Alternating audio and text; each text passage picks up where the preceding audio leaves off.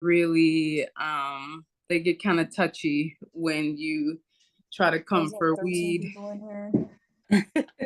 I don't know if my background is muted.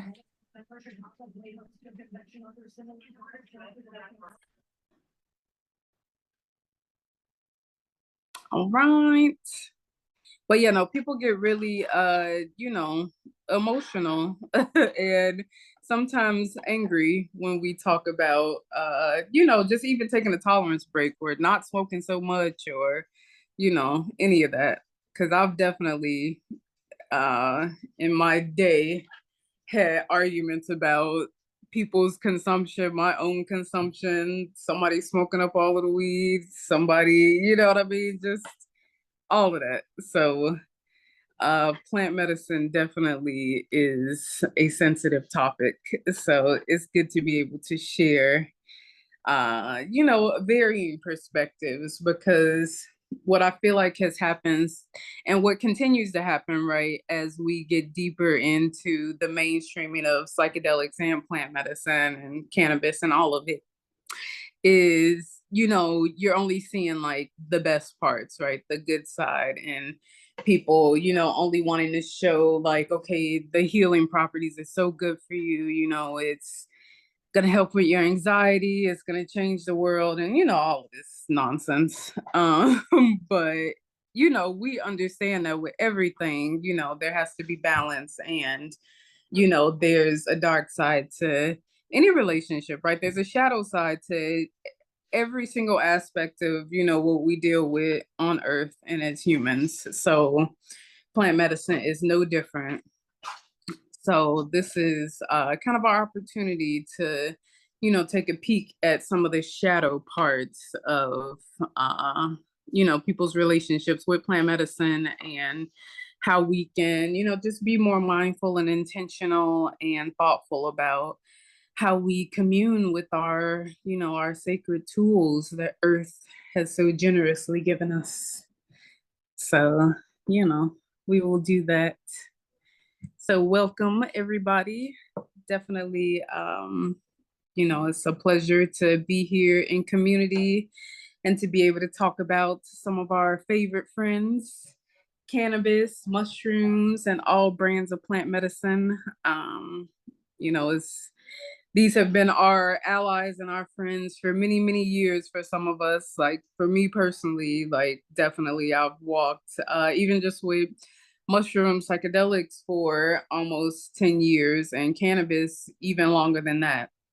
And I'm sure some of our other panelists and participants, just like cannabis has been a friend, has been, something.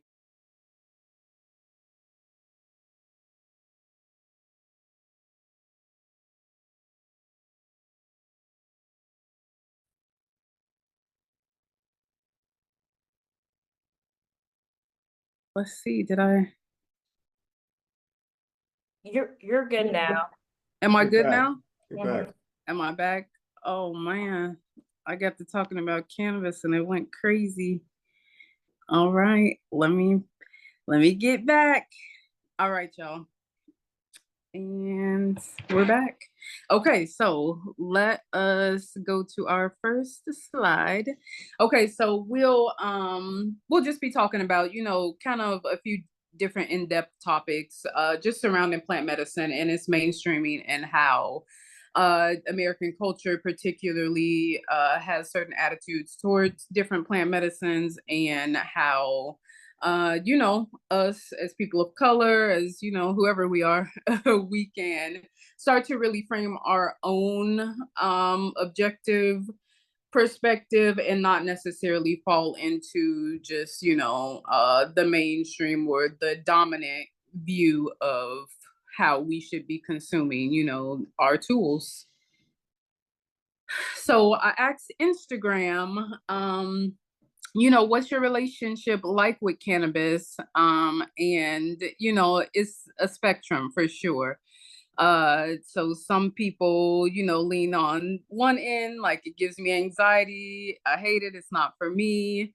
All the way up to, I smoke all day, every day. I'm addicted to cannabis and I'm not ashamed of it.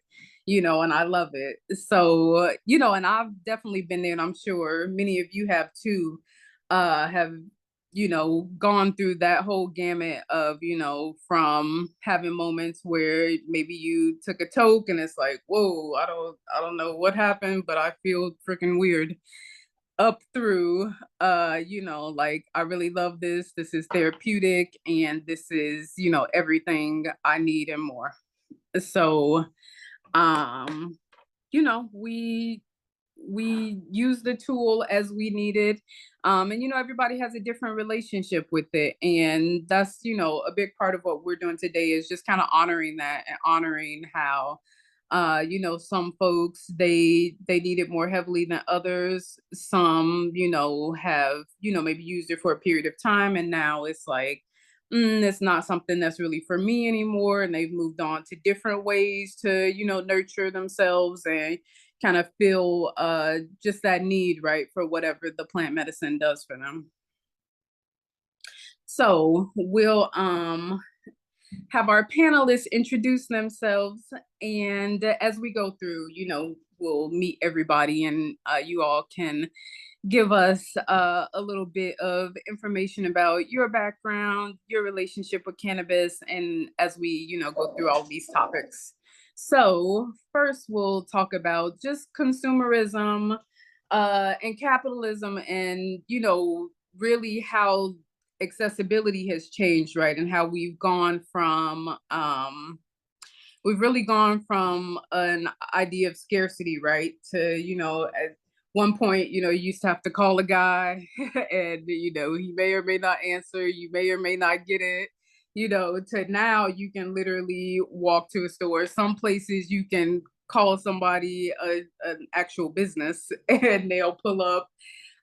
So is things have changed, times have changed drastically.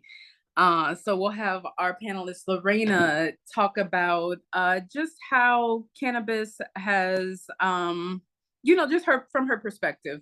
She is a Brazilian and she lives in Portland. And so, Lorena, I'll let you give your perspective, and yeah, we'll talk about all things capitalism and, the good and the bad.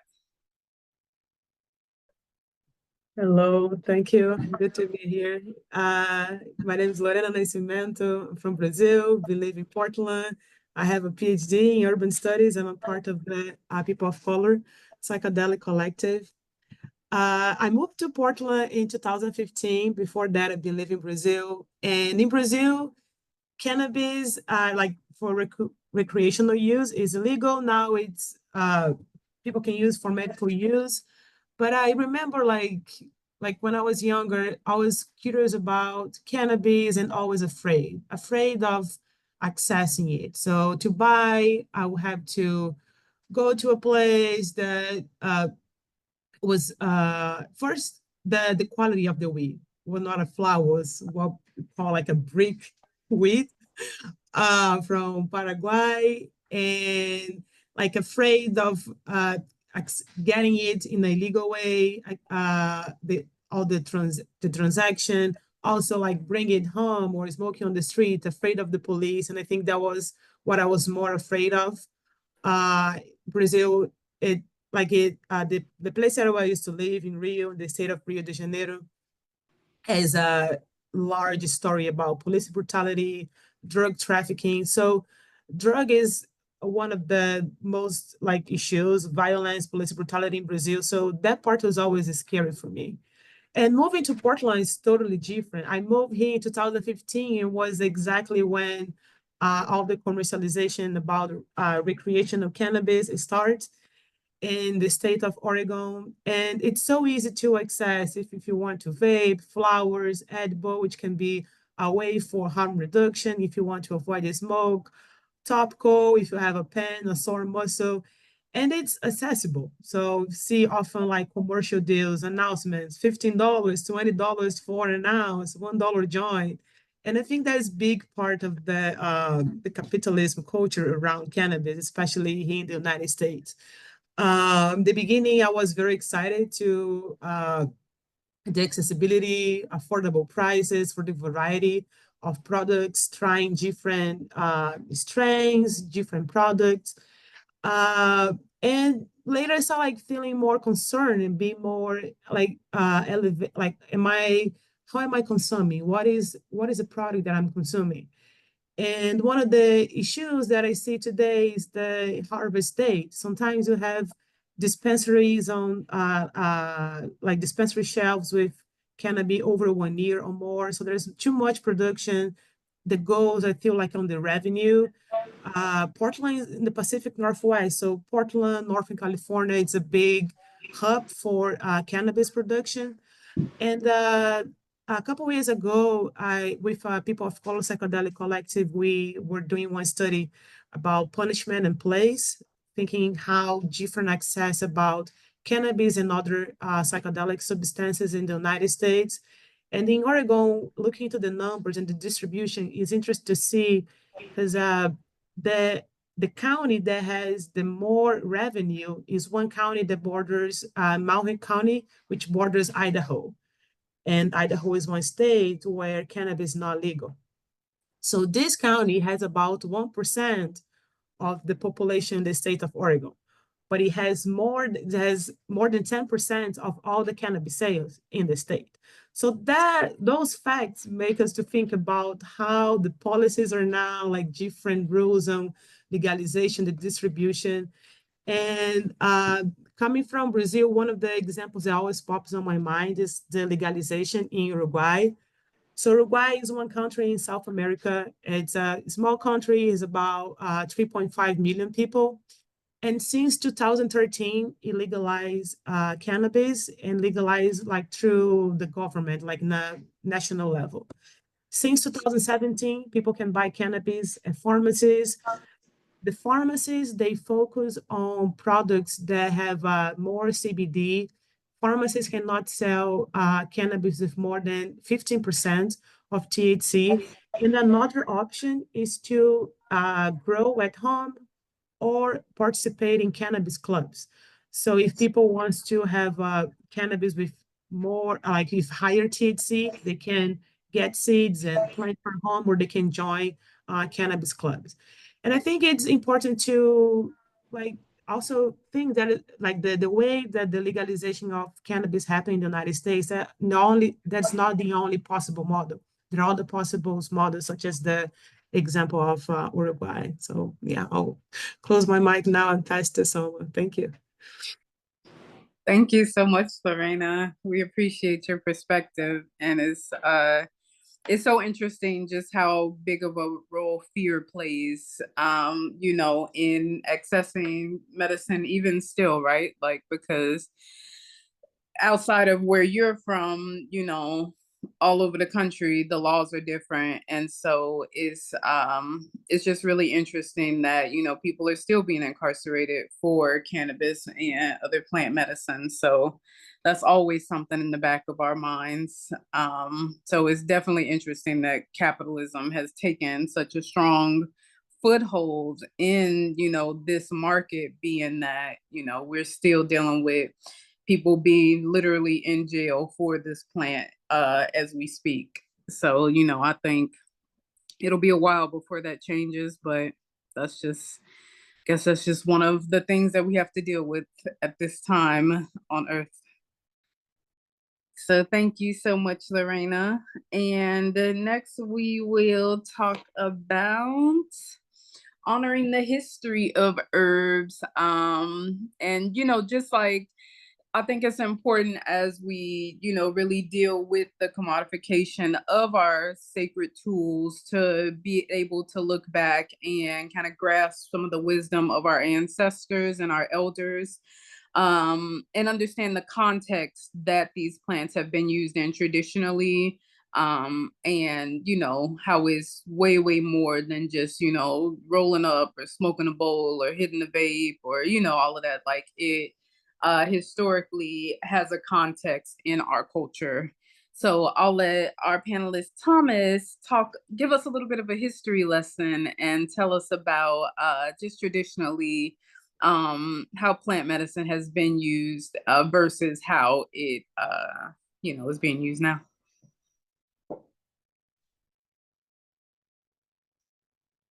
Hey, everybody. I'm glad to be here. I'm glad to be talking about these topics with this group of people, real well-represented group of folks. I will start my presentation with a story from, I don't know, a while back, at a time when I was going to a Sundance every year in Colorado, and I was seeing lots and lots and lots of Native people who were a part of the Native American church and affiliated movements that use peyote as a sacrament.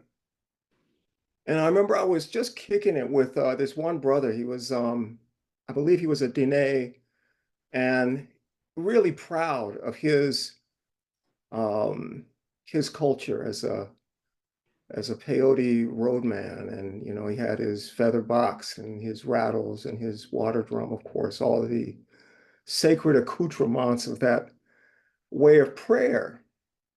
And, you know, I respected his pride and wanted to learn from him and everything. But then, you know, at the time I was, you know, I was very much walking as a dreadlock Nazarite, spending a lot of time praying with Rastafarian people in Rastafarian communities where cannabis is a sacrament. And he got kind of, you know, he got kind of in my face and he said, you know, you lost yours. Your herb, your medicine is a part of the party scene. It's a part of the blunt, the 40 ounce. You know, it's just, you know, you've let your sacrament become vulgar. And I took it, you know, I didn't feel like I didn't understand how this guy felt like he was in a position to put that kind of a feeling on me, but I did take it to heart. I did. I was much younger. I don't let people push me around like that anymore. But I do think, and I have always thought, I didn't need him to tell me this, that there is in our relationship to all of these aspects of nature that can transform our spirit, our inside so dramatically and radically. There's a need to ground that relationship in something that really feels like a relationship. And that's why I've always viewed these plant people, these helpers, these teachers, as personages. You know, not quite like people, you know, but personages. And I've always, in my practice, looked for very authentic ways of respecting and honoring these personages. You know, the botany aspect of this situation is very noble, and it doesn't have the failings and shortcomings that people, you know, we just kind of carry around as part of our nature. You know, the tree just stands there, you know, in service, um, being its treeness in the sun. And we have to be like really find some humility, I think, and understand, you know, who it is we're sharing the planet with and how important it is that they help us in the way that they do. So, because we're in the Americas and because there are multiple well-established cultural traditions within the indigenous people of the Americas around using these plants and similar plants, I often rely on what I have learned from those communities and those elders in terms of bringing something that frames my relationship with these plants in my life in a sacred way. I tell people that I offer tobacco, meaning that when I've been with Native people, that's a way of opening up a space to our most, you know, our best intentions. I don't think if you don't offer tobacco, you can just offer a little bit of water. When you do these things, to keep them authentic, they're not theater, they're not performances, they're just gestures that are just a part of the overall gesture of what you're doing, but they're intentional gestures. I like to encourage people you know, cannabis, speaking specifically of cannabis. If you want to elevate cannabis, first of all, change how you talk about it. I don't call it weed. You know, this is an honorable, beautiful plant that has been walking with people. I know what a weed is. A weed is a plant you don't want, and you try to do what you can to eradicate it, kill it, pull it up. It's, you know, spreading on the lawn, you know. So I just don't, even though that's what the vernacular call, I just don't. I just sidestep it. I got all sorts of things I can call it. I can call it all sorts of stuff from, you know, the rock and roll past. It can be reefer, it can be chiba, it can be, you know, it can be anything. It can be the hola herb. You know, we can borrow nomenclature that the Rastafarian community shared with us so that we can frame, you know, our use. I try to tell people, if you're, you know, if you're smoking herb, don't fight, don't quarrel. If you're sharing herb with somebody, let everything that you're sharing with that person be the best. Don't smoke and then fight, couple stuff and get all, you know, don't do that. That disrespects the herb. That dishonors that sacredness. I'm reading my slide because I don't want to talk too much, but I don't want to miss anything. You know, we have the opportunity to not just change discussions around these plans, but actually change what people achieve as they interact with the plants.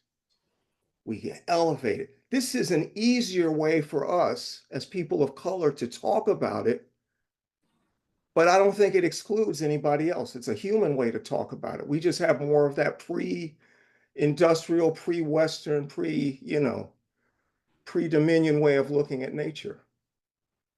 So we understand how to, you know, that's still in our cultural toolkit.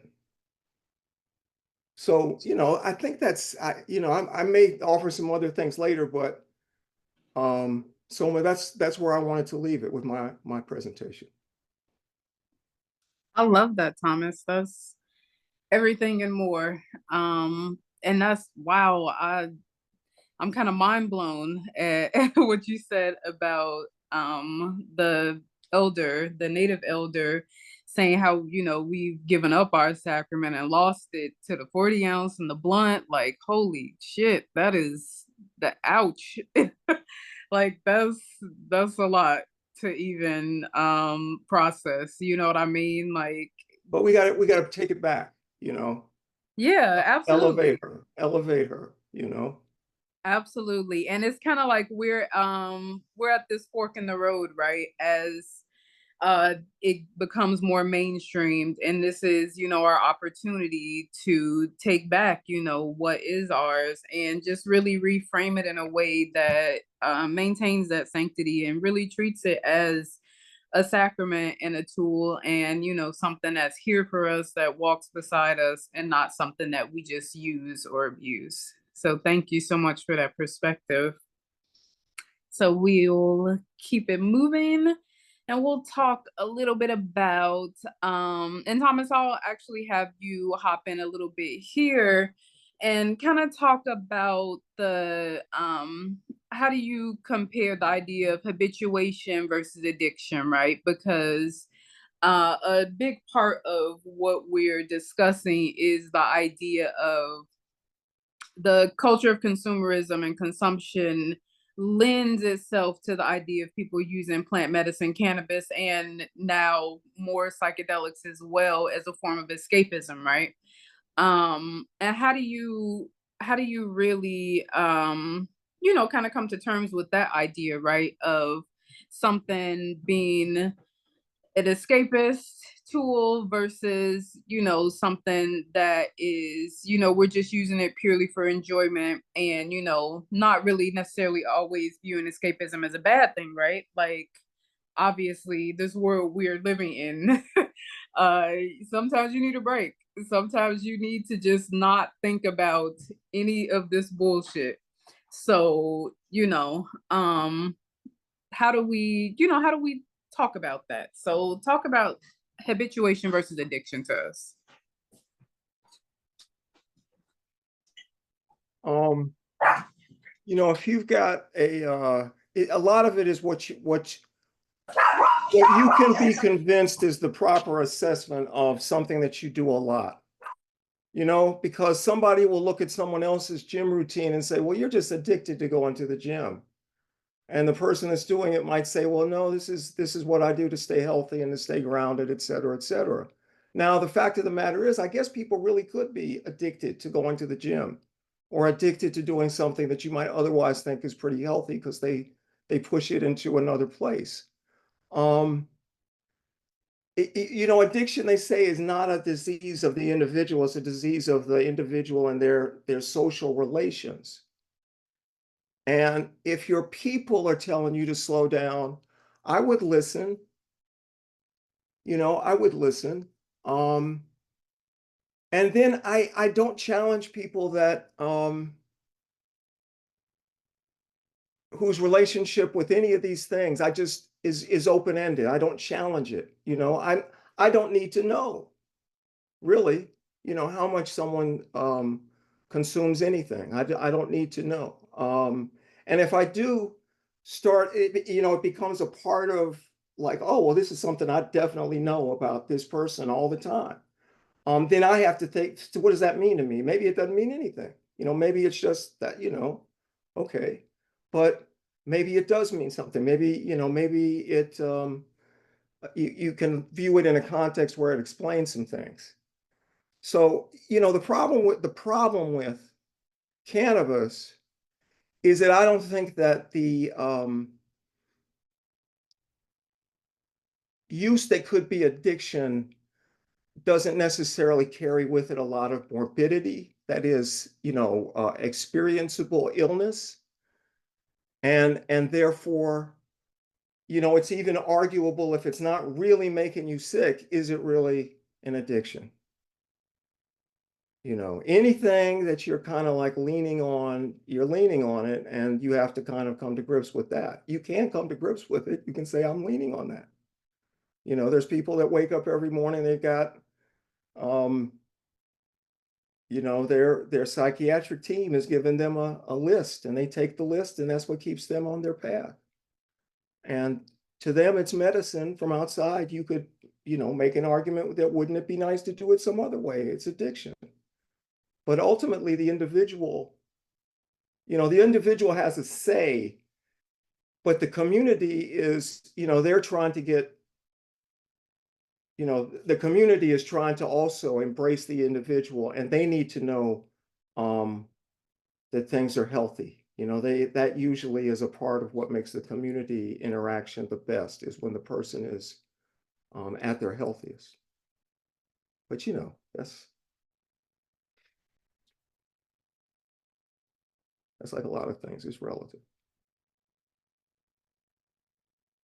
Oh, I can't hear. You're muted, Soma.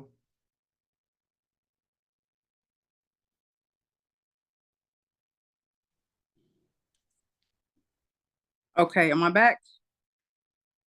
All right. Thank you so much, Thomas. That's definitely some important considerations. And it just like we were mentioning earlier, you know, it's on a spectrum, right? You know, some people they use it in a way that can be healthy. And then, you know, undoubtedly all of us know somebody who like all they do is smoke. Like all, you know, they cannot function without smoking. They, you know, before they leave the house, they gotta smoke. Before they eat, they gotta smoke. Before they sleep, when they wake up, you know what I mean? And it's like, that doesn't have to be a bad thing, right? Like for some people, that is an essential part of them being able to cope and survive as a human on Earth. And, you know, who are we to judge that, right? But the whole kind of point of the discussion and being able to take kind of various perspectives is understanding that at what point does that become harmful, right? Like, does it become a crutch that is not helping but hindering your progress, right? So we'll have our panelist Liz and she'll tell us a little bit about just kind of her perspective on escapism and, how to really gauge, are we healing or are we escaping? And, how do we really figure out what that all means to us? So Liz, please tell us more.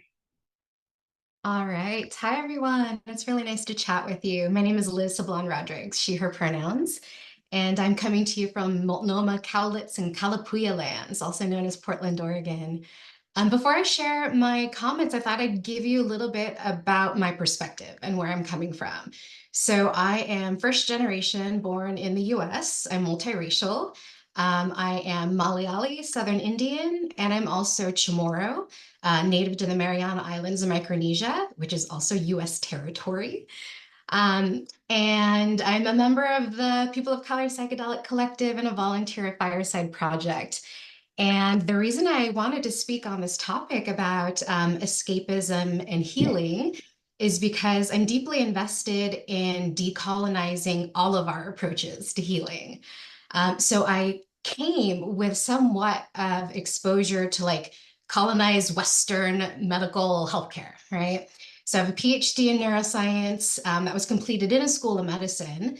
And in my day job, I educate students who are pursuing healthcare careers. But I very intentionally try to center Indigenous perspectives and challenge dominant narratives in that already westernized, colonized space. But I'm deeply interested in how we use plant medicine to support all of our forms of healing and how we can work to keep it safe and accessible for BIPOC folks, and to help us heal from societal and intergenerational trauma. So thank you so much for naming that escapism is not necessarily bad. Yeah, I definitely always find myself thinking of systems and structures and power, and then bringing it back to the individual, zooming back out to the community and back to the individual. And so, yeah, we need to survive in this world. And so some degree of escapism is glorious. And at the same time, critical reflection is love. So taking that time to pause and to evaluate our relationship is incredibly important. So for example, I know a lot of folks who use plant medicine to heal or basically address chronic disease, the pain that they're experiencing during chronic disease. And it's really interesting because a lot of folks will describe how cannabis doesn't necessarily remove the physical pain that they're feeling, but it helps us accept that that pain is a part of our life. We're able to reduce the stress and anxiety of being in pain. And so a lot of people will use cannabis for that reason, for the chronic pain that they're experiencing. But I had a really interesting reflection when I applied that same concept to mental health. This like, oh, I accept that I live with pain, reduce the stress and anxiety of being in pain. That's only helpful to a certain extent, right? And so maybe I'll give you a little bit of context for like the type of healing that I'm doing and why decolonization I think is such an important aspect of this conversation. So I mentioned that part of my lineage is colonized US territory.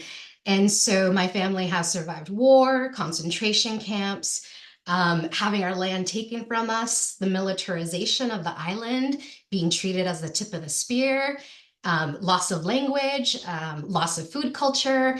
And so all of these traumas that colonization brings, we need to heal from this. And unfortunately, not everyone gets the opportunity to heal from these traumas. And that can allow these traumas to continue generation after generation. Not everybody gets the chance to heal. We don't always develop the skills to keep our children safe and well supported. And so sometimes some of us have to make the difficult decision of leaving our families as an act of self-preservation. And that familial estrangement that's experienced among BIPOC individuals, especially those in diaspora, that's a special kind of grief where you feel like you lose connection to your ancestral spirits, your land, your people, your community. And so I'm deeply interested in how we use plant medicine to help those who are trying to heal from intergenerational trauma.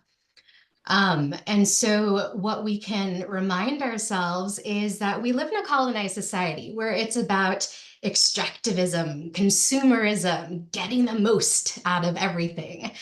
And to some extent, using cannabis for escapism is essential. It's beautiful. It's glorious. What a loving relationship. And at the same time, if we constantly use cannabis to escape and do not take pause to reevaluate that relationship, what I've noticed is that it can prevent some folks from processing some of the difficult things that have happened in their life because they continue to escape rather than notice or develop that mindfulness when, okay, maybe enough escapism for now has happened. And now this is a time to better access resources, better address the underlying causes for some of these mental health issues. And I really appreciate how we are taking this time to give ourselves that reminder that plant medicine, the context matters. When we extract these medicines out of any ancestral context and treat them just like chemicals or drugs that help us get by, we're losing that relationship that we need in order to make decisions that support our progress in healing. And so I very much have felt that recently in my life. When do I stop getting by, and when do I dive in and dive deeper and address some of those traumas? And I guess maybe just anecdotally, I'll share that, serving as a volunteer, a psychedelic peer support volunteer, just by chance alone, I've been able to speak to so many others who are first generation born in the US, used plant medicine for, one of their first times. And this was the first time in their life that they were feeling compassion for themselves. They were feeling the sense of relief of, oh, I'm a good person. There's nothing wrong with me. I didn't deserve all these things. And in order to in order to support that healing, we need to take these intentional pauses and we need to reevaluate our relationship to make sure that we're not just on autopilot. That's what our society wants us to do. Consume, don't think about it, just buy it, just take it. Don't think about the root causes, just consume and medicate.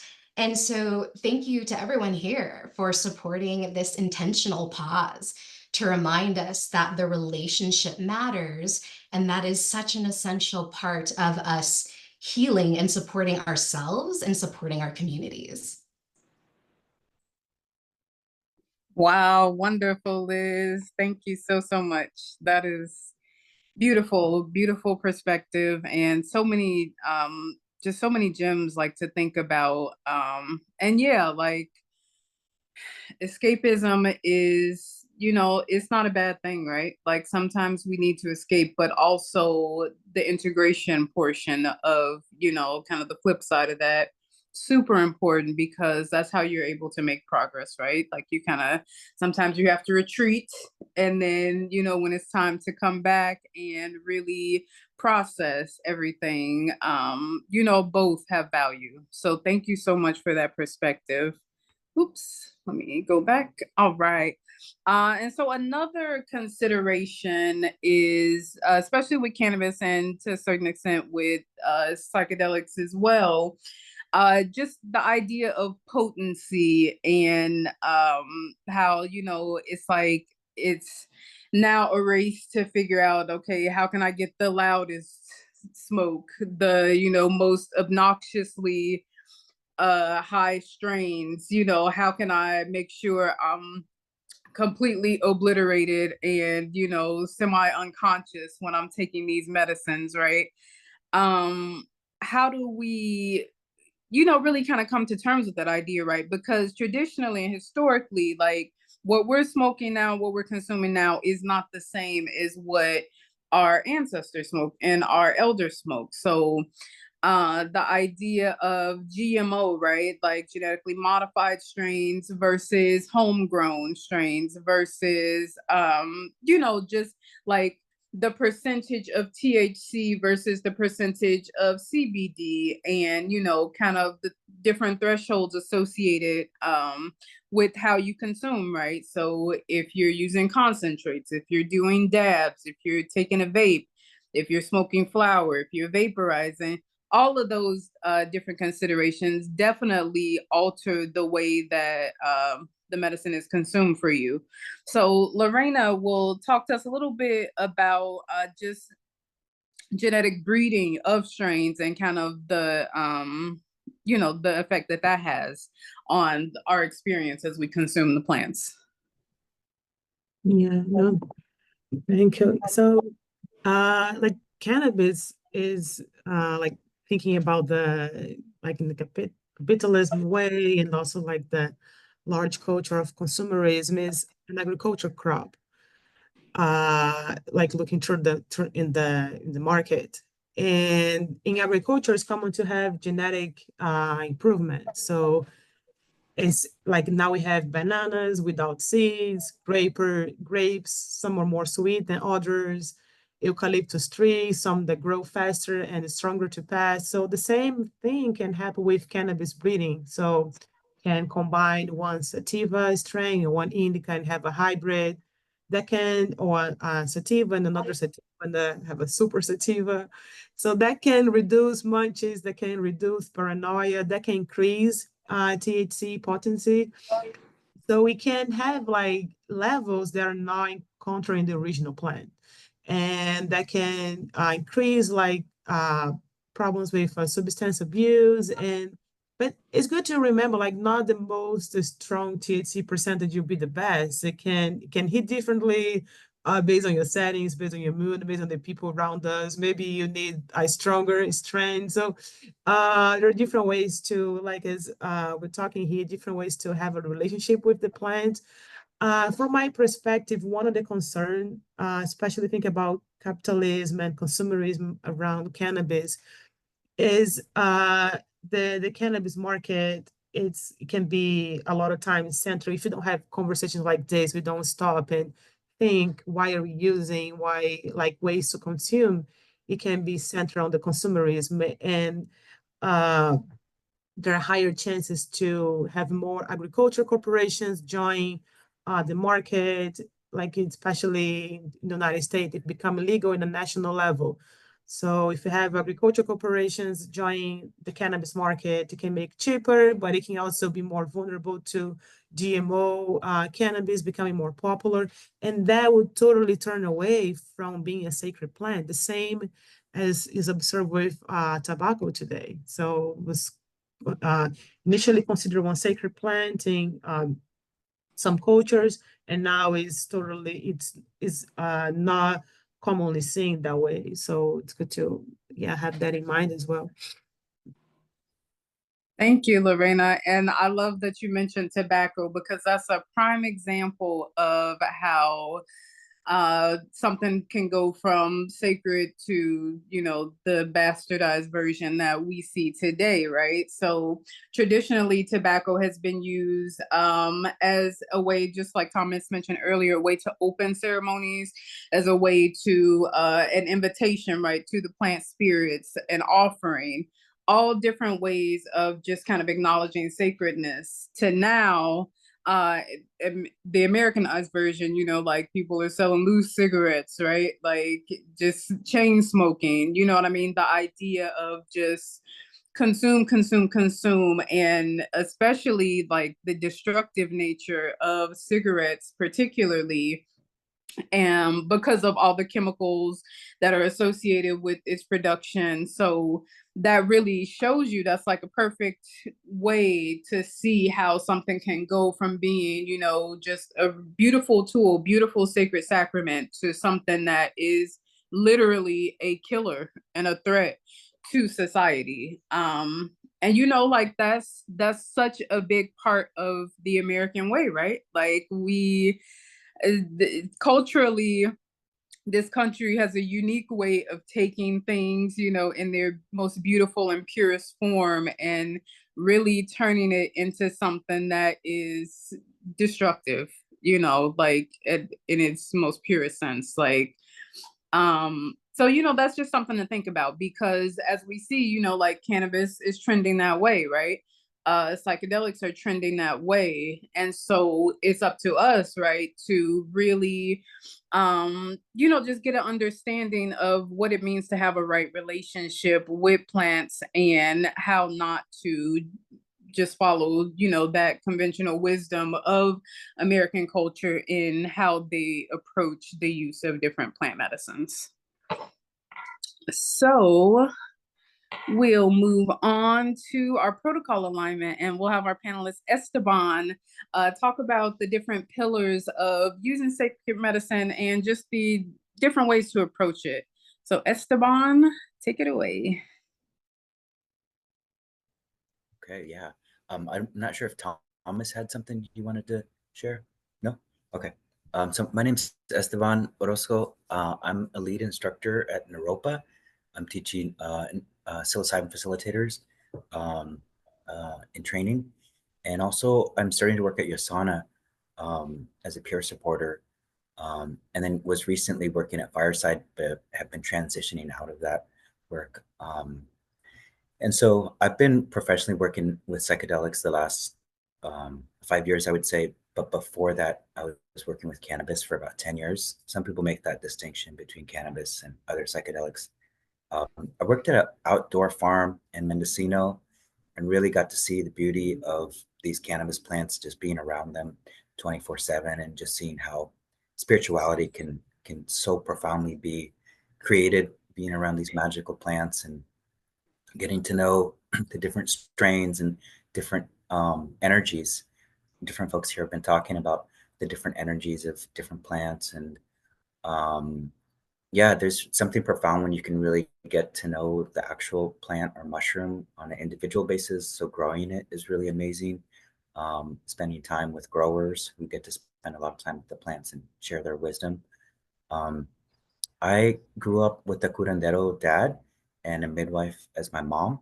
So I feel like my relationship to plant medicines has been really different than a lot of my friends that I grew up with in the United States. I was around, um, hongos and peyote as a teenager. And so I got to see people of different ages engaging in healthy ways of engaging with medicines, and just a very different relationship from, I would say, mainstream America. And it just sort of encourages people to practice certain protocols, certain ways of learning songs, certain ways of that go in accompaniment with the medicines. So it's not just consuming the medicine. There's practices around that. And so I've been working with my brother, creating this program called Psychedelic Legacy, where we encourage POC to sort of reclaim their history around psychedelics.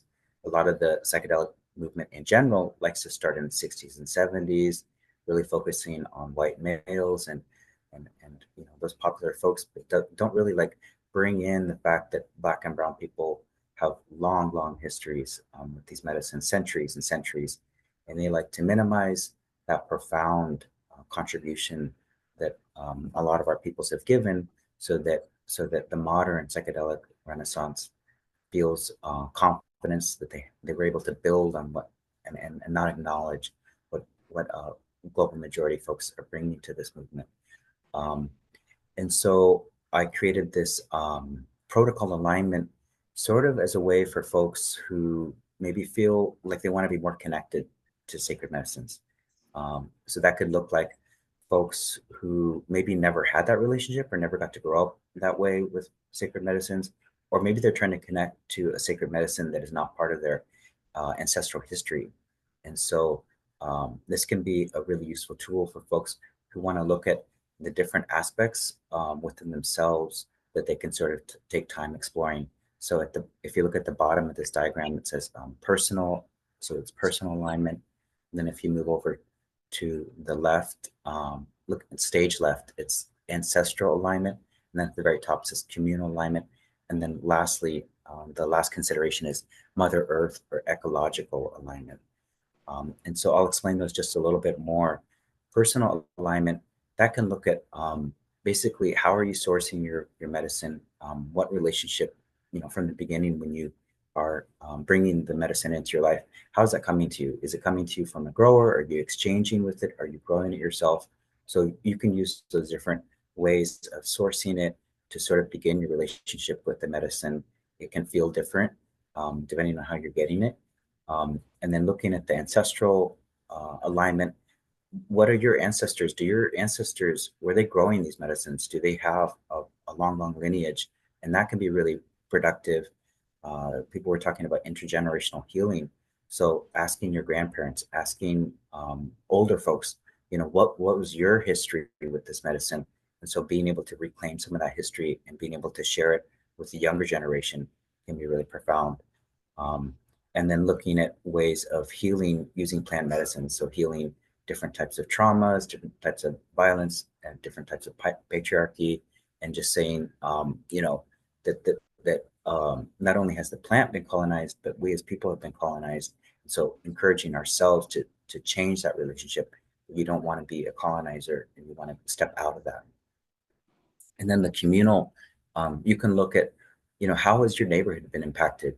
Is there a long history of police intervention? And maybe if you live in a predominantly Black neighborhood or predominantly brown neighborhood, has it been policed more? And so as a community, how can you sort of start to reclaim your ownership and ability to express your liberatory rights to smoke cannabis or to have different types of ceremonies in your backyard or different things like that?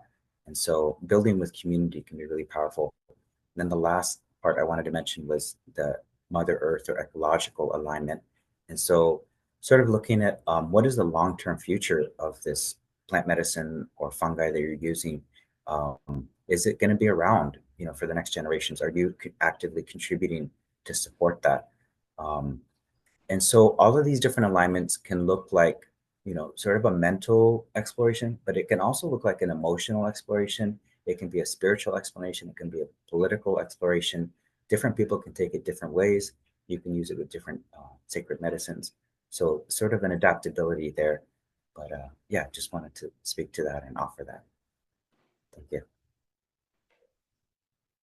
That's beautiful, Esteban. This is wonderful. I really love how you've broken down just all the different ways, to approach using plant medicine, especially like starting with your sourcing, right? Like figuring out just how to find medicine and understand where it comes from, who has grown it, and just the lineage of it. That's super important. And what a blessing for you to have grown up with the curandera and a midwife.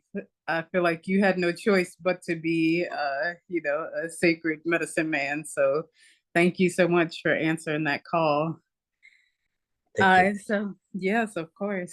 So now we'll have Emily talk to us and give us her perspective. So Emily is a scientist, a researcher, and an all-around learned, amazing woman. So we'll love to hear her perspective. Emily? Yes. Thank you so much, Soma, for that really kind introduction. I want to start off too by saying my background is in immunology and microbiology. I am not an endocannabinoid expert, and I actually would like to use this time to highlight someone that I highly respect and value, because this person they are a self-identified stoner scientist, and the issue with a lot of cannabis research, at least from the biomedical setting, which I'll talk a little bit about my positionality, is that it's very much based in mouse models or single receptor sort of interactions of this one molecule with this cell. And it really is hard to get a big picture of how this is applying to our real lives. So this person, Miyabi Shields, does this sort of citizen science based work really collecting people's stories in their relationships to cannabis, and is actively doing studies related to this. So I just wanted to plug them in briefly, check them out, and like support the studies, because that's supporting yourself and your own self-knowledge. So I think that's really exciting. So yes, I'm Emily Cribas. I am also a first generation Honduran American. I was born and raised most of my life in some type of poverty. My family was very like anti-drugs, and still is, like, in a lot of ways. So that's sort of like what I'm coming with. Funny enough, like well, never mind. I'll have like a little anecdote if people are curious about my drug experiences when I was younger. But now I live in Providence, Rhode Island. I work in the equity space in academia itself. So I do something called inclusive science communication, and I also do environmental education. So the first thing, as people were talking, that I wanted to really say to ground myself is, as a biomedical scientist, what I've learned is that health is not this like sort of static thing. You're not healthy and you're not sick. Like, it's not these polar opposites. It's dynamic, and it's about a balance. And if you are sick right now, like, it's important to examine the systems around you that are also making you sick. So are you really sick if this whole thing is sick too? So that's sort of the perspective that I have, that personal health is community health is planetary health. So that's how I see all of those things as connected. My personal relationship with cannabis, I was also on the train of doing really hard, unintentional use for much of college and a lot of grad school. And through my experiences as a fireside peer support and meeting the people that I did, I felt this sort of like permission to like go slow and like do less. And so a lot of my cannabis use is always with CBD. It's always combining some type of like Damiana or rose or mugwort, something like some sort of aphrodisiac. And so I see it, like, I use it often by myself and see it as a beautiful way to explore myself and my sensuality and my creativity. And I don't use it very often these days. So I'm really happy with the current relationship that I have to it.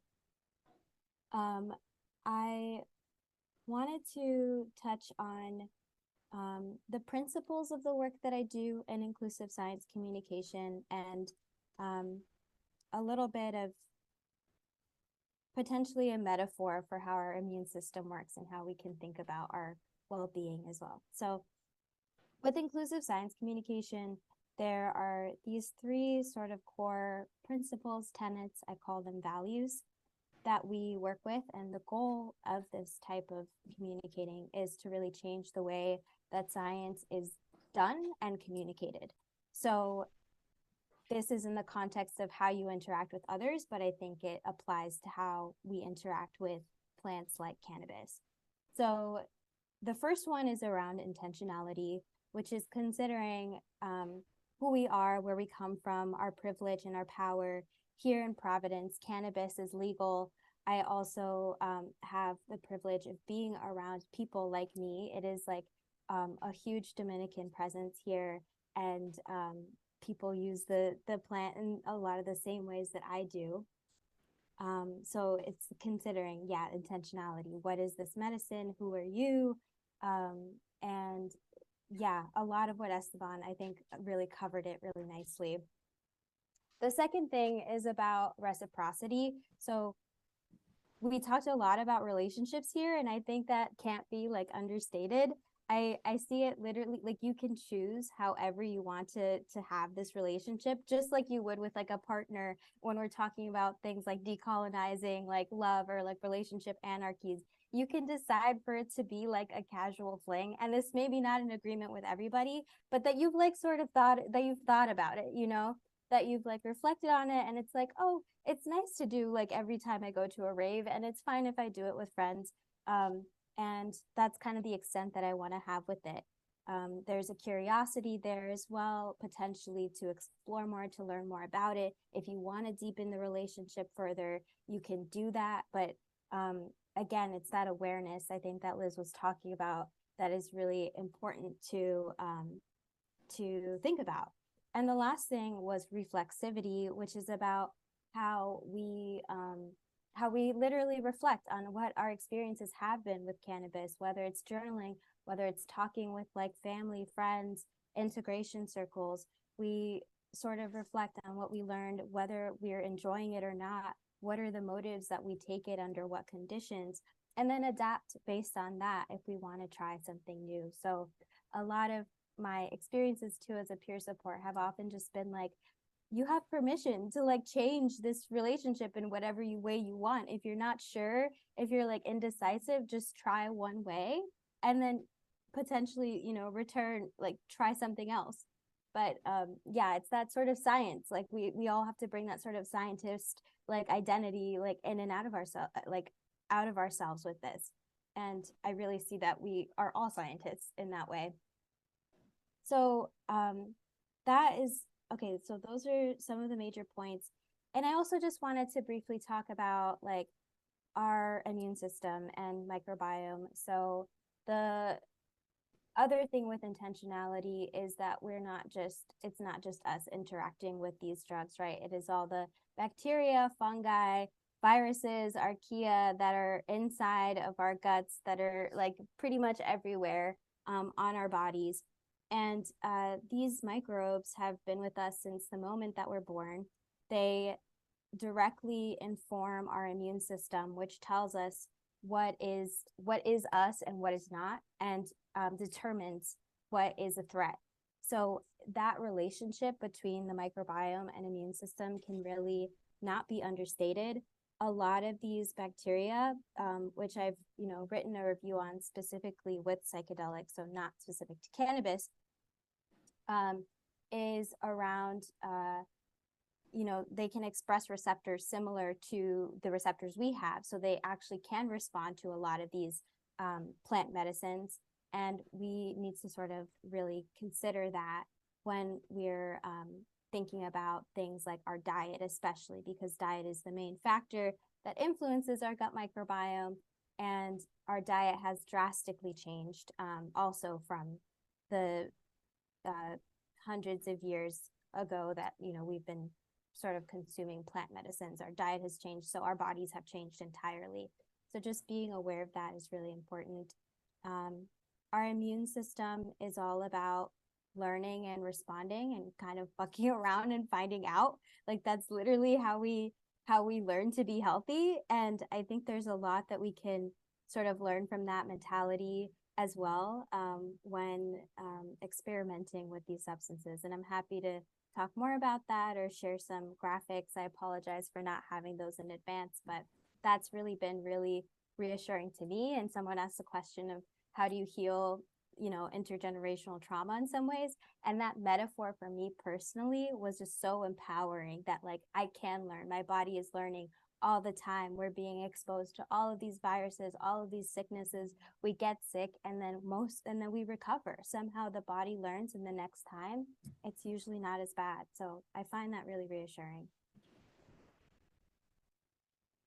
That's awesome, Emily. Thank you so, so much. I love hearing just all the scientific stuff, all the, the things that we don't think about, especially like gut health, the endocannabinoid system, right? All the different receptors, all of the things on the back end that we don't necessarily take into consideration. So we definitely appreciate your perspective. And I love that you mentioned mixing different smokable herbs, mixing it with cannabis or having it alone.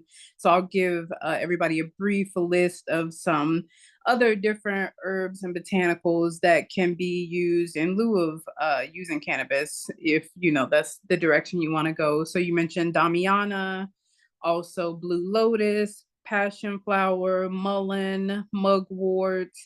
And yeah, those are all really, really good herb alternatives that will give you different calming effects, different euphoric effects, and, you know, really kind of help you achieve some of the different mood variations that you're looking for with cannabis without necessarily having to indulge. So please make note of those. And now we will go ahead and have Michelle lead us in a somatic practice. Thank you guys so much. This is really, really wonderful. I'm learning so much. Yeah. Thank you, Emily, for all of that information. I learned quite a bit. And so many of y'all have already touched on some of the things that I will share. But before we do that, I'm gonna, if you want an invitation to go into a short practice, and this is really helpful for setting intention and then kind of noticing what that intention feels like in the body. Most of, I have realized, first, let me say, I'm a certified somatic practitioner, integrative embodiment coach that integrates both plant medicine and focalizing, which is the modality that I use. And so much of that is for this reclamation of our bodies, reclaiming our bodies. And so, like Liz mentioned, and even Esteban, us really working to be aware of the ways that our bodies have been colonized. And so my work is in reclaiming that and gaining some liberation from that. So I'll share the practice. You can decide if you want to do it. Always check in with yourself. And what we'll do is kind of you'll just maybe bring up your intention for being here today, whatever that is, and maybe even just, thinking about some of the things that people have already shared. And if something clicked for you where you're like, oh, I want to learn more of that, you can bring that as your intention. And then we will do a bit of grounding and then just kind of give ourselves like a minute or two to kind of see what comes up as we, with the intention, what comes up in our body. Okay, feedback. Let me take that out. Is that better? Yes, it's good. Awesome, thank you. Yeah, so if you're open to it, just taking a moment to close your eyes. If you don't want to close your eyes, just maybe a soft gaze away from the screen. And this is just to not get distracted with visuals, or soft gaze down works too. Yeah, and so taking a minute, as I was sharing about intention, maybe you have a couple words of why you are here today.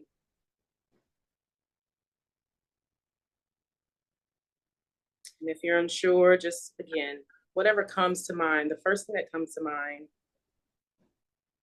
using that. So if you have your intention, feeling your feet on the ground, or if you're laying down, whatever they're touching, noticing any sensations. Maybe you feel air between your toes. Maybe there's some softness from your socks or the bed. If they're touching the floor, maybe even noticing this small slither of space between your feet and the floor.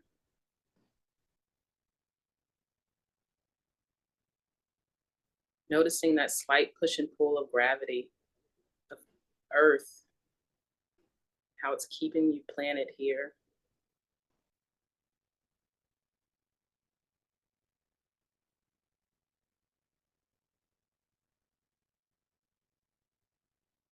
Then bringing your attention up to your knees. Maybe noticing the bend in your knees.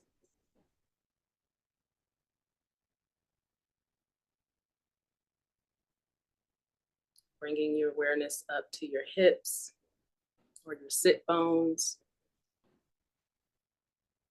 And even here, noticing whatever you're sitting on.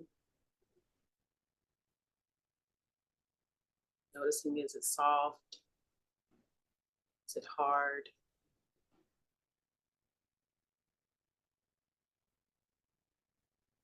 Noticing how you're being supported by it.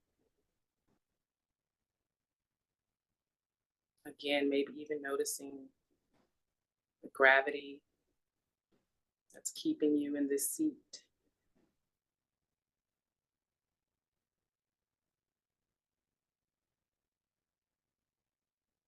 Maybe even taking a moment, just kind of be curious and play around and noticing your posture. What is it like to be you right now, sitting here?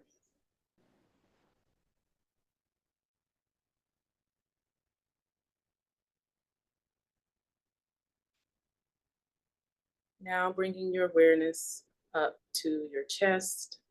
If you want, you can place your hand on it, right in your heart space.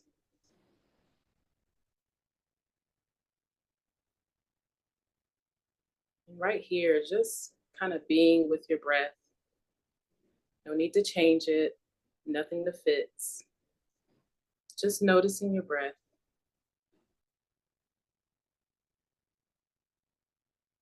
Noticing how you are a body breathing.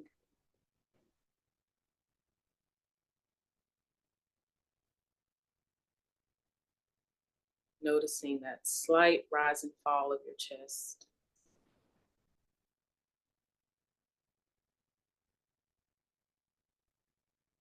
Noticing how your body is breathing for you without you even having to ask it to do it. Really taking a moment to enjoy your breath.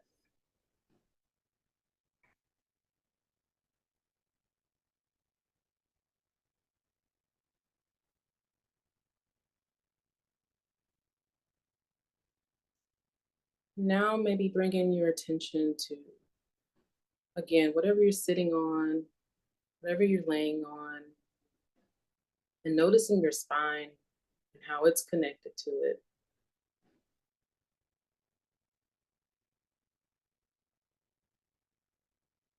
And then from here, taking maybe 3 breaths, and with each exhale,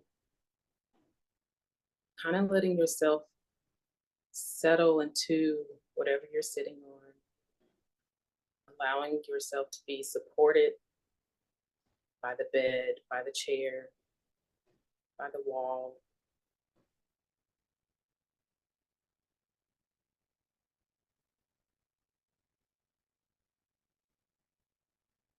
And now just bringing your intention in mind, just visualizing that intention. Maybe there's an actual visual that comes into play. Whatever is here, no need to judge it, but just visualizing it.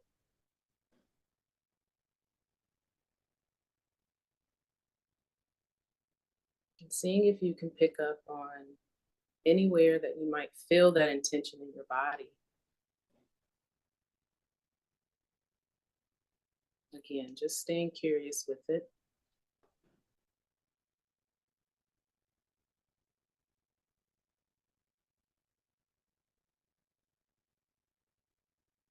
Maybe you feel it in your shoulders.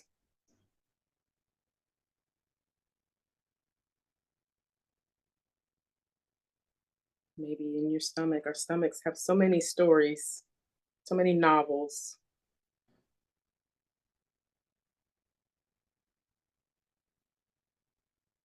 Again, just staying curious with it.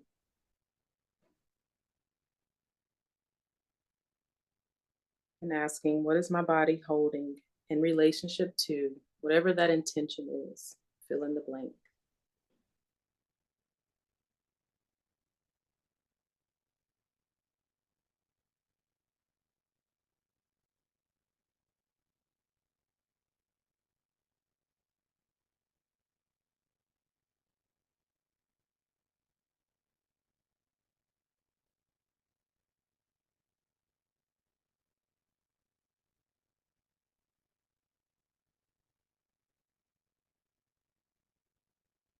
Sometimes it might move once you notice it. That's okay too.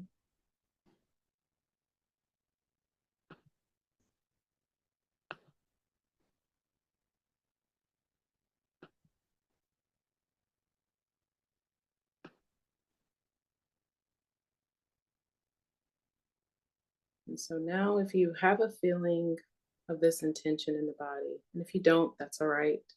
Blankness is there. That's also a feeling. Just kind of bringing that back with you as we prepare to land.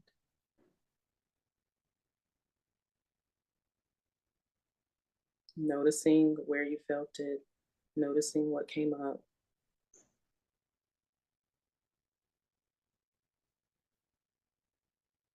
Before you come back, just gently maybe moving your toes, maybe even moving your neck, 5% slower than what you usually would do. Gently blinking your eyes open. Maybe even scanning your room to kind of welcome yourself back to the room before coming to the screen.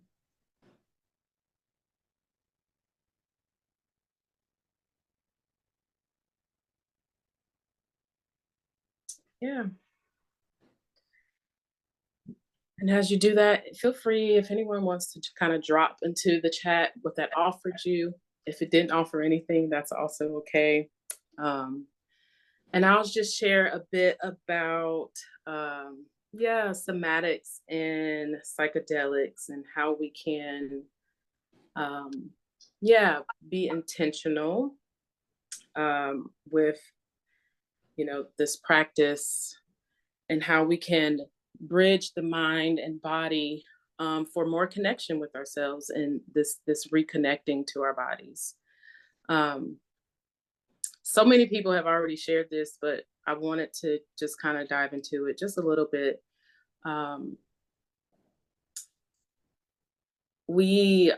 bodies require this remembering of our kinship with the trees and the moss and the mud. And so this helps to see ourselves as part of this natural world and not separate from it. And so Liz and both Thomas, already kind of discussed this. And I just find that when we can be intentional with ourselves, we start to also be intentional with our allies, if you want to call them, this sacred medicine. And so that is a practice that, you can, if there is some questioning of, how you are in relationship with the plants, then you can, use that as an intention, like set an intention and kind of notice and see what this wisdom of these bodies that we have can give to you around, being intentional. So somatic embodiment is this practice of being fully present in our whole body. It's about being present in our place in the world, recognizing our relationship with our mind, our body, and others, and then this earth that we get to be on. When we are embodied, it can foster just, again, active and reciprocal relationships with ourselves and the environment. And this practice can encourage both, mutual respect for all of our interactions. I'm gonna pull up my notes again. So, this practice of somatics allows us to deeply listen to our bodies and deeply listen to what it might be trying to share with us, and then allowing the information from there to be met with this acceptance and not really judging it in a way of, we talked about colonization and maybe even like shame could come into place. So not allowing the shame and judgment of our relationship with plants to kind of come into play, but just being curious with, why am I using it in this way? Or what is my intention of being in relationship? And so when we can listen to our bodies and set intention, it can encourage, again, this practice of deeply listening to understand what we may be wanting, maybe to even dig deeper into the layers of what really needs to be healed instead of us maybe disguising it or using it to heal. And so we can just kind of peel back the layers when we set these intentions. And this allows for the plant medicine to serve as a guide rather than this fits. And again, creating this relationship with the plant medicine. Yeah, so the role of the body in processing and integrating plant medicine experiences, again, is to really build this, or reconnecting, because we've always been connected to ourselves, but it's just kind of been stripped away with, colonization and maybe even generational wounds. And we talked about intergenerational trauma. And so just finding a way to reconnect with ourselves, because many of us have been disconnected from our bodies out of, and Liz explained, mentioned this as well, out of a pure need of survival. And so this is a great tool, somatic embodiment. It's a great tool for using that to reconnect with ourselves, and then to really truly understand and be in right relationship with plants.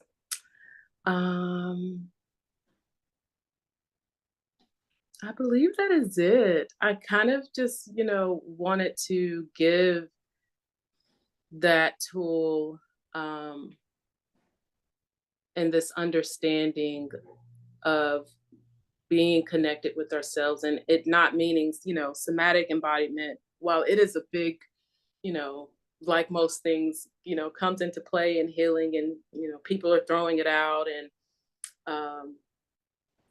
this is ancestral, like our ancestors have been doing this work and being with their bodies, and embodiment, it is and was a part of our culture. It just has been taken away at the need for capitalism and all the things. So I just wanted to share that when we can deeply listen to ourselves and how we relate to our plant allies and how we relate to others, and the type of healing that can bring with us. Yeah, I think that's it. Thank you so much, Michelle. Wow, that was so beautiful. And every time, like, it's so simple, right? Just the idea of quieting the mind and just feeling the body, feeling into yourself. And it feels so good just to be able to tap in and tune into yourself in that way. And I feel like we take that for granted so much, right? Like, just the ability that at any time you can just be quiet and just, like, enjoy yourself and just like really tune into yourself. So thank you so much for that practice. Wow, so beautiful. That really, just that idea of sitting quiet and, incorporating the plant medicine with those type of practices is what has helped me so much this year. I began doing ganja yoga, and so it's been such a wonderful experience being able to, take the awareness that you get when you do smoke and consume, and then teaming that with just, the somatic awareness that you get as you go through yoga moves and go through the practice. And it's just really a beautiful thing to be able to incorporate, something really ritualized and something super intentional with you know, that mind altering effect, plus, you know, the amplification that you get as you consume the medicine in your body. So thank you so much for that. And so we do have some questions from the chat. So I'll go ahead and read some of them out, and I'll let any of our panelists who feel inclined jump in and read them. So, okay, first we have, I'm curious about the relationship between mushroom and cannabis.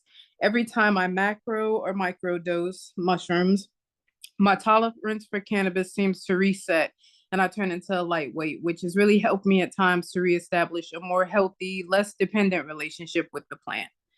Would anybody like to speak to that?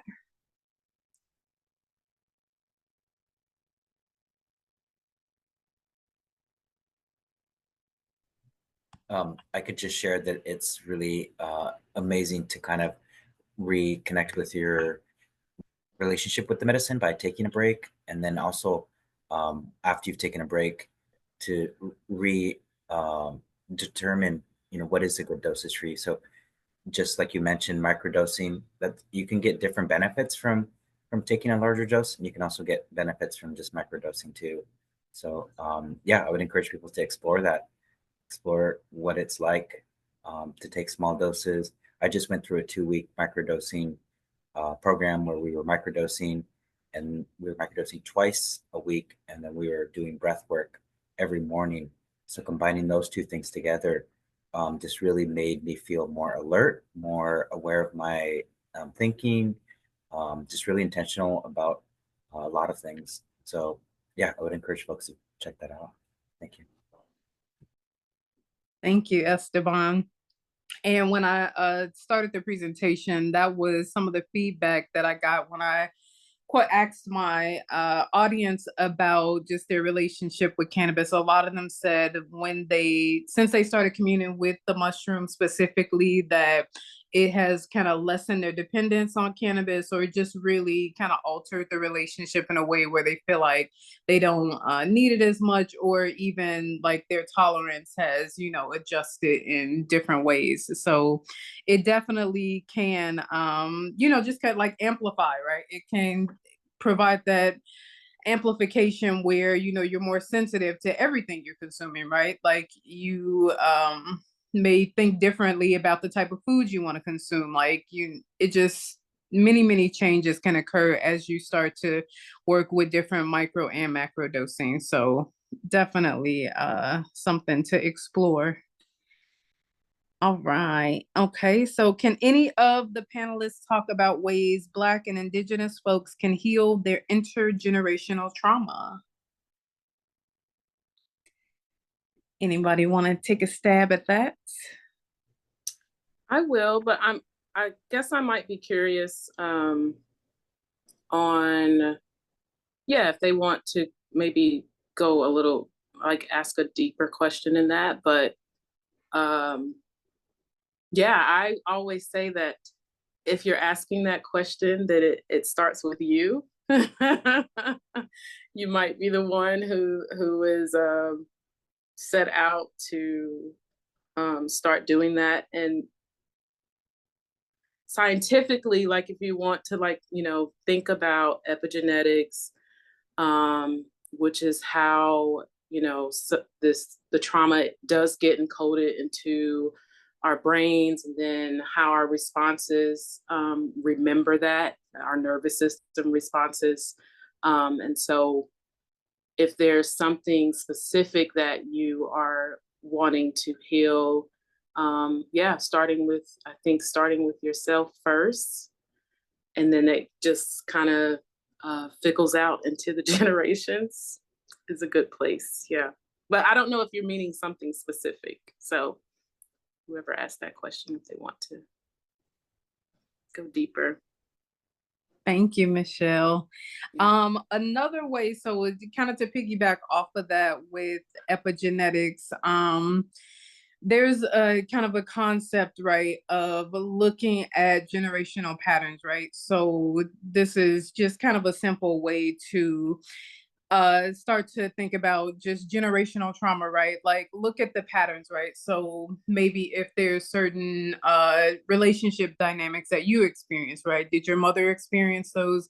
Did your grandmother experience those, right? Like how long have these sort of dynamics followed the lineage, right? And then at what point do we say, okay, this is now, it's now time for me to stop and, evaluate and figure out, okay, how do we interrupt the pattern of, be it physical abuse, substance abuse, whatever it is that keeps repeating, right? Like, how do we stop passing that on to the next generation, right? So that's a really good way to even do just kind of an assessment, right, of kind of some of the destructive patterns that may be present in your lineage, and going back and figuring out, okay, what factors played a part in, why did my mother experience this? Why did my grandmothers experience this? And now what can I do? What changes can I make in my environment? What choices can I make?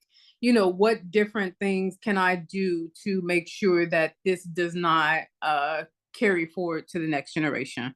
So, you can do that over, the course of many generations and across all kind of different subject matters and topics. It really starts though with assessing what kind of traumas do you see that are repetitive across your gene pool, and then starting there and then just reaching back and saying, okay, this is why and this is how we can kind of start interrupting those patterns. And let us see our next question. So Liz much. It's has her okay. hand. I can Oh, add a oh couple yes, comments if please, that's okay. Yeah. please. Yeah, what a beautiful, rich question, right? And I just want to kind of build off of what Soma was saying. So essentially, we all have our unique experiences and our own unique healing journeys, and I'll just maybe share like personally what's helped me. I think we live in a culture where we're acculturated not to talk about the difficult things. It's like only talk about the positive, only move forward and progress. And for me, it was absolutely essential to name the harm in order to heal from the harm. And, like I was grown, I was raised that like, no, that's impolite. You don't talk about what other people have done. And so it really took a reframing of, what I learned growing up to be able to directly name the harms. And you probably noticed when I was speaking earlier, I was naming like, war, loss of land, loss of language, like the specific power structures that contributed to these harms. And for me, that's a way of, in essence, cultivating compassion. Because when I can name the power structures and name the patterns that are causing the harm, I can better understand why others have not been fully equipped with all of the emotional intelligence and skills to thrive in this world. And that's a way for me to understand where others are coming from in a way that's not purely deficit based. That's not like, oh, you were wrong or insufficient or whatever. But for me, it's important not to excuse anything, right? We can have compassion for the struggles that people experience, but we also have to name the challenges that come from that in order to be able to heal from it. So I think identifying power structures helped me cultivate compassion for people who are not the best versions of themselves, and that includes me. And so that compassion, I'm the type of person I was able to apply that compassion to others before I could apply it to myself. And so I really needed to name those power dynamics in order to be able to give myself the space to actually acknowledge that I needed to heal from it. So I think compassion is a huge part of it, mainly for yourself. Excellent, Liz. Totally agree with all of that. And thank you so much for your words, your perspective. It is very valuable and much appreciated. All right. So our last question is there a way you should approach the act of consuming cannabis that honors that sacredness? And I'll let whoever would like to, Thomas, get after it. I put a response in the chat that, is there and probably has been read by folks. And I want to go back because it's kind of in the ballpark of that question, and make the comment that I started to make when Esteban made his very nice presentation. So I'm glad it fits a little better here. I've been around for a while, and I'm here to tell you that like the pot culture that was built by all those old jazz guys smoking reefers and Jimi Hendrix, that was all sativa.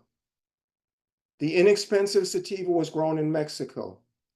The high grade stuff came from Colombia, and or you saw really good herb coming out of Jamaica beginning in like the 70s. It kind of goes without saying that herb, in terms of potency, can't compete with, top shelf dispensary, 36% THC, this haze or that haze. But it's also important to say that there was something about that herb, that seeded sativa, that had a certain nobility and quality to it that can't be measured in terms of like, molecule count. So I think as we talk about this plant and our love of it, that we can kind of create a conversation where quality and potency are not the same thing. Just counting molecules doesn't tell me much about the personality of a stalk, and what it's carrying into the world. So, maybe just getting to know your pot better. Like, I love where the personal starts. Esteban's protocols, the four things that we need to keep under consideration. The first thing is like, how did you source your medicine? There's always, in every community, there are people who are growing on a very personal scale and imbuing each of their plants with a lot of love that doesn't happen in these industrial setups that are, strictly commercial in what they're trying to accomplish. So, it's just a little bit about her. Absolutely, Thomas. Thank you so much for that. And to piggyback off of that, I would also recommend that people just get really curious, right, about what strains cause what effect for them, right? So like you mentioned, sativas versus indicas, like some strains, some percentages, depending on the potency, will, you'll notice, right, is you learn to listen to your body and listen to, kind of what happens when you consume. Like, is this causing anxiety, right? Is this causing paranoia? Is this making me sleepy? Does this make me feel good? Does this give me good thoughts, right? Like really starting to just become an observer of self and really understand, okay, how can I use this tool to make sure that it's benefiting me, and that I'm getting the desired effects, right? And not just, taking it because it's, the biggest, the best, the, most potent, what's on sale, whatever, but really tuning into what your specific needs are and, just getting really serious and particular about what makes you feel your best. Like that's really at the end of the day, the whole point of using all these sacred medicines and tools is, get into a place where, we can cope with, this earth and this life that we have been dealt, and do it in a way that, we can do it gracefully. And, it's yeah, like it's life is good for us and not, something that's going to start taking away if it's not something that is meant for us to use.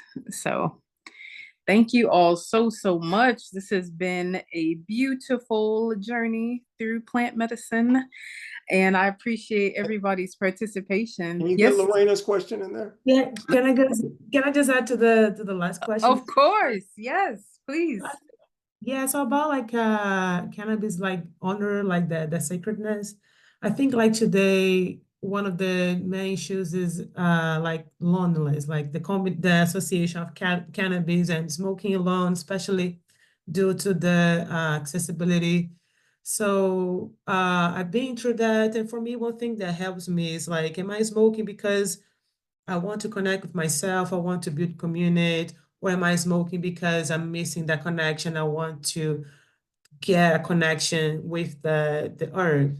So I think it's like having that experience through community. I think it makes it sacred. So you can share a joint, you can share good memories, you can even talk about our anxieties and concerns rather than, and of course, sometimes we need to have a time for ourselves, we need to connect it for ourselves. But for me, I see like, for me, the sacredness in cannabis is how it brings community together and how we can bond communities. Excellent. Yes. That, and see, this is a testament to how powerful community is and how important it is, right? Us being able to come together and have these discussions and, just even the wonderful feelings that I'm sure we'll all leave with, just of being able to commune together and, share all of this wisdom. So thank you so much, Lorena, for bringing that up. And thank you guys for your participation. And I think we'll be wrapping up. The replay of this will be available somewhere. Hope maybe our website. I'll let you guys know. But thank you so much to everybody who participated. And yes, everyone have a wonderful evening. Oh, okay, Facebook, YouTube, and our website. And yes, visit pocpc.org to learn more about our organization and to check out all the other events we have coming up. This is just one of many more. So tune in to us, and yes, sign up for our email list because we'll be sending out blasts about all the cool stuff we have coming up. So thank you guys so much. Have a beautiful evening, everybody. Thank you. Bye. Thank you. Bye. Bye.